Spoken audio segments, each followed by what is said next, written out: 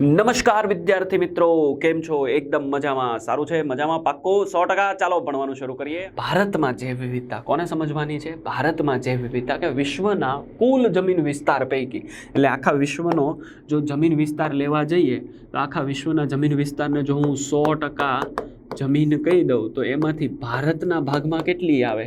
તો કે ભારતના ભાગમાં માત્ર 2.4% જેટલી જમીન આવી. ક્લિયર? પરંતુ તેમની અંદર એટલે કે આ 2.4% જેટલી જમીનની અંદર પણ રાઈટ આ 8.1% જેટલી જૈવ વિવિધતા છે. એટલે તમે જો 2.4% જમીન વિસ્તાર હોવા છતાં આપણી પાસે જૈવ વિવિધતાનું પ્રમાણ 8.1% જેટલું છે. એનો મતલબ આ ઓછું ન કહેવાય બોસ, આપણે ખૂબ ભાગ્યશાળી કહેવાય કે આપણી પાસે એટલી બધી જૈવ વિવિધતા છે. મારી વાત ક્લિયર થાય, સમજાય? અને ભારત એ વિશ્વની 12 મોટી જૈવ વિવિધતા પૈકીનો એક દેશ છે, જે આપણા માટે ગર્વની વાત છે. આગળ ભારતમાં 45,000 જેટલી વનસ્પતિની જાતિઓ અને તેના કરતાં પણ 2 ગણાથી પણ વધારે પ્રાણી જાતિઓ આવેલી છે. આગળ વધે, રોબર્ટ મેના વૈશ્વિક અંદાજને સ્વીકારીએ તો હાલ સુધીમાં માત્ર 22% જાતિઓ જ શું થઈ છે? શોધાણી છે, જેના વિશે આપણને ખ્યાલ છે, પુસ્તકોમાં લખ્યું છે, અથવા તો એની આંકડાકીય માહિતી આપણી પાસે છે. 22% જ માત્ર. તમે વિચારો, હજી એના કરતાં તો કેટલી મોટી જાતિ વિવિધતા શોધવાની પૃથ્વી પર બાકી છે. એટલે કે 1 લાખથી પણ વધારે વનસ્પતિ અને 3 લાખથી પણ વધારે પ્રાણીઓ વિશેની વાત જોવાની બાકી છે. આજની વર્તમાન પરિસ્થિતિને જો ધ્યાનમાં રાખીએ, very important sentence to understand. આજની વર્તમાન પરિસ્થિતિને જો ધ્યાનમાં રાખીએ તો જાતિઓનો લોપ એટલે કે જાતિઓ પૃથ્વી પરથી ગાયબ થઈ રહી છે, પૃથ્વી પરથી ખતમ થઈ રહી છે, પૃથ્વી પરથી નષ્ટ થઈ રહી છે, વધી રહ્યો છે. મતલબ કે મોટા ભાગની જાતિઓની શોધ કરતા પહેલા એને આપણે શોધ કરીએ, આપણા પુસ્તકોની અંદર નોટ ડાઉન કરીએ, એના વિશે રિસર્ચ કરીએ અને એની પાસે પહોંચીએ એના કરતાં પહેલા તો એ જાતિ પૃથ્વી પરથી વિલુપ્ત ગાયબ થવાના ભયનો સામનો કરી રહી છે બોસ. કારણ કે આપણી પ્રવૃત્તિઓ અને ઘણી માનવીય કરતાં અમાનવીય પ્રવૃત્તિઓ વધી રહી છે. વધારે પડતું ખનન, વધારે પડતા જંગલોનો નાશ, વધારે પડતા કુદરતી સ્ત્રોતોનો ઉપયોગ, વધારે પડતો ખોરાક માટે મત્સ્ય સમુદાયને મારવો, રાઈટ? વધારે પડતી લાલચ, વધારે પડતું શોષણ ક્યાંક ને ક્યાંક આ મૂક જીવોનો ભોગ લઈ રહી છે મિત્રો. ક્લિયર થાય અહીંયા સુધીની વાત? સમજાણી? જૈવ વિવિધતાના સ્તરોને સમજવાનું છે, જૈવ વિવિધતાનું બંધારણ, રાઈટ? હવે આ જૈવ વિવિધતાનું બંધારણ કયા સ્તરે? જો મિત્રો, અહીંયા મેં એક ગ્રાફ જે બનાવ્યો છે અથવા તો એક તમને પોઈન્ટ આઉટ કરી રહ્યો છું, એ અગેન આ ચેપ્ટરની શરૂઆતને જોડે છે. આપણે ખબર જૈવ વિવિધતાના સ્તરો જોયા હતા, 3 સ્તર: જનીનિક, જાતિ વિવિધતા અને પરિસ્થિતિકીય વિવિધતા. જૂનાથી જૂનો અભ્યાસક્રમ જ્યારે આપણે ગુજરાત બોર્ડનો આવતો, માત્ર ગુજરાત બોર્ડનો અભ્યાસક્રમ, તો ત્યાં આ ટેબલ બહુ ડિટેલમાં આપેલું. પણ અહીંયા મેં એ ટેબલ તમારી જાણ માટે અને આમાંથી જો કોઈ સવાલ બને તો આપણા મૂલ્ય માટે રાખેલું છે, રાઈટ? તો જો જનીનિક વિવિધતાના સ્તરો શરૂઆત ક્યાંથી થાય? ન્યુક્લિયોટાઇડ્સથી. બધાના શરીરની અંદર એક વસ્તુ કોમન છે, ન્યુક્લિયોટાઇડ્સ, ATGC બોલીએ છીએ આપણે. એમાંથી જ કોણ બન્યા? તો એના એક ચોક્કસ ક્રમથી જનીનો, જનીનોથી કોણ બન્યા? રંગસૂત્ર, રંગસૂત્રના કારણે શું બને? વ્યક્તિગત જાતિઓ બને ને. મારા રંગસૂત્ર જે છે એના જેવા કોના હશે? મારા જાતિના સૌથી નજીક સંબંધ ધરાવતા જાતિઓના હશે. એટલે કે કોના? મનુષ્ય જાતિના, હોમોસેપિયન્સના, રાઈટ? અને આ જાતિના કારણે, વ્યક્તિગત જાતિના કારણે શું બની? તો એક જાતિનો સમૂહ. અને આવી ઘણી બધી જાતિઓથી શું બને છે? વસ્તીઓ, રાઈટ? અને આવી વસ્તીઓથી શું બને?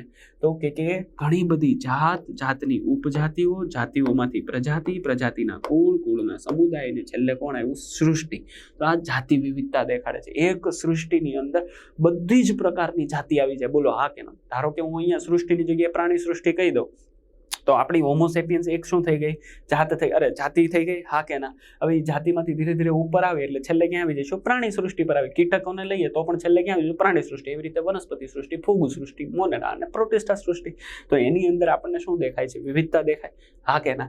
અને એવી જ રીતે જો આપણે અહીંયા જઈએ એટલે પહેલા પણ એથી કન્ટિન્યુ કરે. વસ્તી હતી તો વસ્તી પર ઘણી બધી એની ચોક્કસ પ્રકારની જીવન પદ્ધતિ, અને એ જીવન પદ્ધતિની એની ચોક્કસ જગ્યા પર રહેતા હોય, રાઈટ? હા કે ના? અને જે જગ્યા પર રહે છે એને એના નિવસન તંત્ર કે જ્યાં એ લોકો અજૈવ ઘટકો અથવા તો અજૈવિક પરિબળો હોય એની સાથે તાલમેલ કરીને રહેતા હોય, અને એવા પ્રદેશોથી કોણ બને? જૈવ પ્રદેશ બને. અને એના કારણે આપણે કોની વાત કરીએ છીએ? પરિસ્થિતિકીય વિદ્યાની. ભારતની અંદર આવા ઘણા બધા જૈવ પ્રદેશો કહી દે, રણ પ્રદેશથી માંડીને વર્ષાવન જંગલોથી માંડીને ઉચ્ચ ઠંડા પ્રદેશોથી માંડીને તમે જોઈ લો, આખી પૃથ્વીની વાત કરો તો દરેક પૃથ્વી પર આવા જગ્યાઓ જોવા મળે. એસ્ચ્યુરીઝને લઈ લો, મરાઈનને લઈ લો, ખારા પાણીના પાટને લઈ લો. ક્લિયર થાય છે તમને? સમજાય છે? હા કે ના? તો આ બધી જ જૈવ વિવિધતાના સ્તરો આપણે ત્યાં પૃથ્વી પર જોવા મળે છે. ક્લિયર? આગળ વધીએ છીએ જૈવ વિવિધતાની વાત. મેં તમને કીધું હતું ને, આને હું ડિટેલમાં સમજાવીશ. જો અહીંયા આવી ગયું. ચાલો ફટાફટ પહેલા આપણે આને લખી દઈએ. મેં તમને કીધું એમ, આ ટ્રોપિક્સ, આ કયું ટ્રોપિક્સ કહેવાય? તો આને આપણે કયું કીધું? જો ઇક્વેટર શબ્દ આવ્યો એટલે આ 0 ડિગ્રી વાળી વાત આવી. 0 ડિગ્રી વાળી વાત હોય એટલે ત્યાં કોણ આવે? તો આપણે યાદ રાખ્યું હતું વિષુવવૃત્ત, રાઈટ? અને વિષુવવૃત્તથી 23.5 ડિગ્રી અને વિષુવવૃત્તથી 23.5 ડિગ્રી, ટ્રોપિક ઓફ કેન્સર. એટલે અહીંયા હું લખી દઉં કર્કવૃત્ત. એવી જ રીતે અહીંયા પણ કોણ આવશે? કર્કવૃત્ત નો આવે ને, ત્યાં કોણ આવશે? તો કે ત્યાં આવશે મકરવૃત્ત. બોલીએ છીએ આપણે. એટલે કે આ થઈ ગયો આપણો સાઉથ ઝોન, આ થઈ ગયો આપણો નોર્થ ઝોન, રાઈટ? હવે તમે ધ્યાનથી જુઓ, કર્કવૃત્તથી 66.5 આ જે જગ્યા છે, રાઈટ? પહેલા તો આપણે આ જગ્યાની વાત કરીએ. ચાલો હું અહીંયા એક અલગ રીતે દોરી દઉં. આ જગ્યાને જો હું આ રીતે લઉં આમ, તો આ જગ્યા જે છે એને આપણે બોલીએ છીએ ઉષ્ણ કટિબંધ. અને એટલે જ ઉષ્ણ એટલે ગરમ, અને ગરમ એટલે હોટ, અને હોટને આપણે રેડ કલરથી દેખાડ્યું.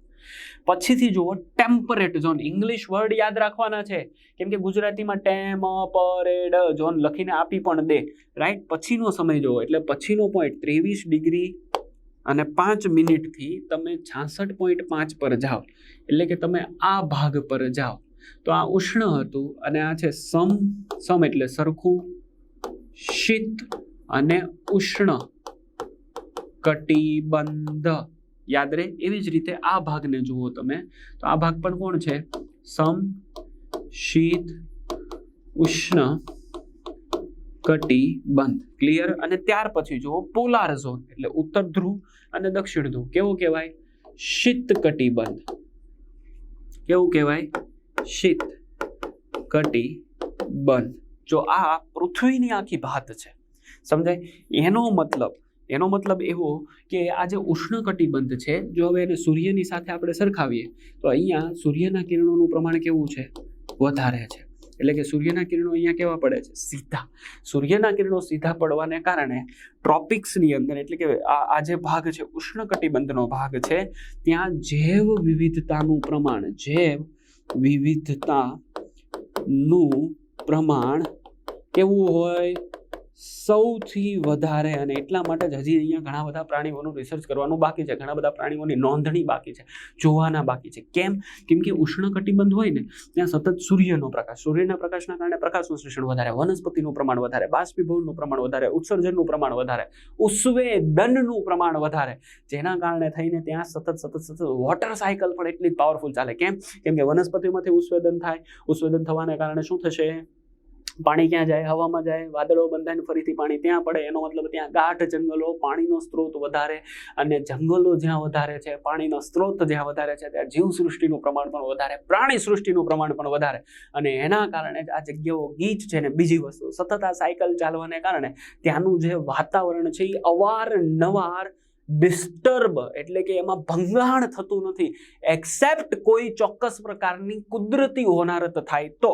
અધરવાઇઝ લાંબા ગાળા સુધી આ જે ઉષ્ણ કટિબંધ છે એનું જે વાતાવરણ છે, અથવા તો એનું જે હવામાન છે એ ચોક્કસ રહ્યું છે. વાતાવરણ જે છે એ અનડિસ્ટર્બ રહ્યું છે, ક્યારે પણ એની અંદર લાંબુ ડિસ્ટર્બન્સ થયું નથી, જેના કારણે થઈને ત્યાં વિવિધતા પાંગરી છે, રાઈટ? જ્યારે સમશીતોષ્ણ અને સમશીતોષ્ણ પ્રદેશ જે બંને બાજુ તમને દેખાય છે, એમની અંદર આ જે ઉષ્ણ કટિબંધ છે એના કરતા જૈવ વિવિધતાનું પ્રમાણ ઉષ્ણ કટિબંધ કરતા, એટલે અહીંયા લખું ઉષ્ણ કટિબંધ કરતા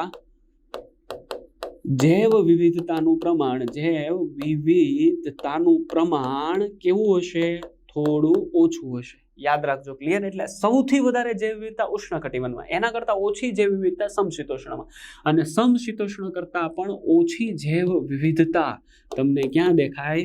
તો કે પોલાર ઝોનમાં, એટલે કે શીત પ્રદેશમાં દેખાય છે. મારી વાત ક્લિયર થાય, સમજાય? ઉદાહરણ તરીકે આપણે એમ કહીએ શીત પ્રદેશની અંદર રહેતા સસ્તનોની સંખ્યા આંગળીના વેઢે ગણી શકે. તમને 3-4 જ આવડતી હશે. ઉદાહરણ તરીકે પોલર બિયર, રાઈટ, એટલે ધ્રુવ પ્રદેશમાં રહેતું રીંછ, સફેદ રીંછ, અથવા તો પક્ષીની વાત કરો તો પેંગ્વિન. તો હાલાકી 4 થી 5 એવા છે જેને આપણે ઓળખીએ છીએ. તમે વિચારો, ક્લિયર થાય? જ્યારે તમને એમ કહેવામાં આવે ઉષ્ણકટિબંધની અંદર રહેતા પ્રાણીઓની સંખ્યા 50 આલે તો આપણે બોલી જઈએ હલો, હા કે ના. એનો એક સીધો મતલબ થાય કે જૈવ વિવિધતા ઉષ્ણકટિબંધથી જેમ જેમ જેમ જેમ જેમ જેમ જેમ જેમ ધ્રુવ તરફ જવાય એમ એનું પ્રમાણ ઘટે. અને આનાથી ઉલટું, ધ્રુવ પ્રદેશથી જેમ જેમ જેમ તમે ક્યાં આવો, ઉષ્ણકટિબંધ તરફ આવો, એમ જૈવ વિવિધતાનું પ્રમાણ શું થયું? વધે. રાઈટ, યાદ રાખવાનું. ક્યાંથી આવવાનું છે? તો અહીંયા હું લખી દઉં, શીતથી ઉષ્ણ, તો જૈવ વિવિધતા કેવી થઈ? વધે. રાઈટ, અને અહીંયા લખી દઈએ આપણે, અહીંયા લખીએ ને, ઉષ્ણથી શીત, તો જૈવ વિવિધતા કેવી થાય બોસ? ઘટે. હાલો, ક્લિયર થઈ ગયું? યાદ રહેશે 100%? પાક્કું સમજાય છે?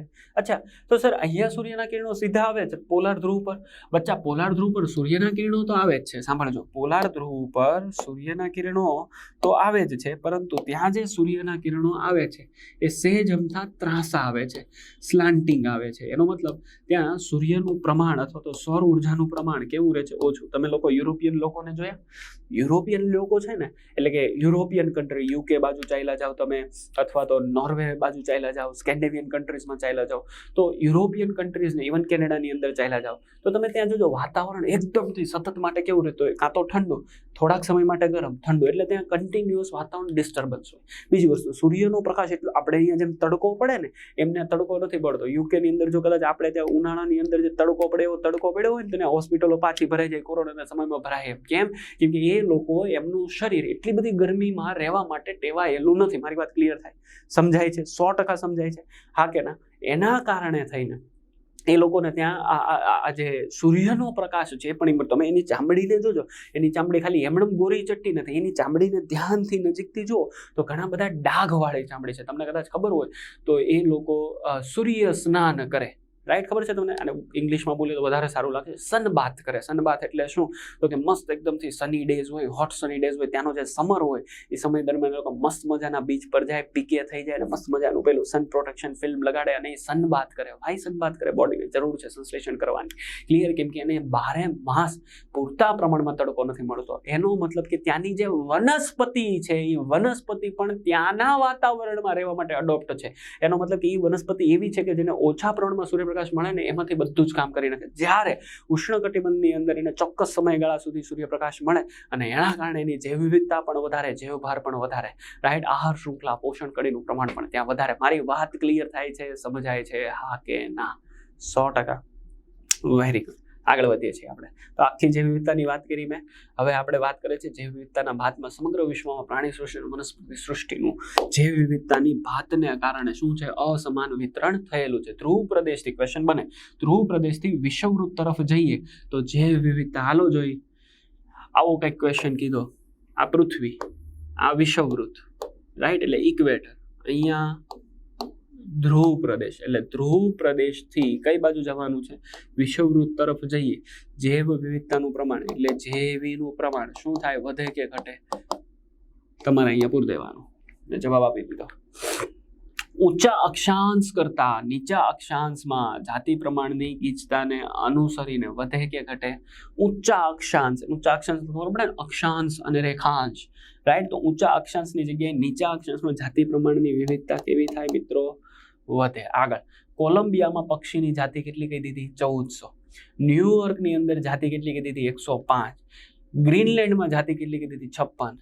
અને ભારતમાં પક્ષીની જાતિ કેટલી? 1200. જો અહીંયા તમને એક વસ્તુ સમજાવવા માટેનો પ્રયત્ન કર્યો છે. શું? ધ્રુવ પ્રદેશથી વિષુવવૃત્ત તરફ જઈએ તો જૈવ વિવિધતા કેવી થવી જોઈએ? વધવી જોઈએ. આનું કોઈ ઉદાહરણ છે તમારી પાસે? જો અહીં કોલંબિયાની અંદર જાતિ વિવિધતા કેટલી કીધી? 1400. પછી ન્યુયોર્ક અને પછી ગ્રીનલેન્ડ. ધીરે ધીરે તમે જુઓ તો જાતિ વિવિધતા ઘટે છે. એનો મતલબ કોલંબિયા ક્યાં આવેલું હશે? ધ્રુવ પ્રદેશની નજીક કે વિષુવવૃત્તની નજીક? તો કે કોલંબિયા વિષુવવૃત્તની નજીક આવેલું હશે. અને ગ્રીનલેન્ડ ક્યાં આવેલું હશે? તો કે ધ્રુવ પ્રદેશની સામે, રાઈટ. હવે આના માટે તો આપણે એટલાસ કરીએ તો ખબર પડે, નકશો ખોલીએ તો ખબર પડે, રાઈટ. હા કે ના? જોઈ લઈએ હમણાં નકશો કે આ વાત સાચી છે કે ખોટી છે. આગળ ઇક્વાડોર. ઇક્વાડોર એ ઇક્વેટર પરથી બનેલો શબ્દ છે. આ વિષુવવૃત્ત છે ને એને ઇક્વેટર કહેવાય. ઇક્વેટર પર આવેલો એક બ્રાઝિલની ઉપરના ભાગમાં આવેલો દેશ છે જેનું નામ છે ઇક્વાડોર. એ ઉષ્ણકટિબંધીય છે અને એની જગ્યાએ યુએસએ, એટલે યુએસએ ક્યાં આવે? અહીંયા આવે, રાઈટ. યુએસએ ક્યાં છે? ઉત્તર ધ્રુવ તરફ છે અને નીચેના ભાગમાં દક્ષિણ અમેરિકા છે, બ્રાઝિલ ને એ બધા દેશ, આર્જેન્ટિના ને એ બધા દેશ છે અહીંયા, રાઈટ.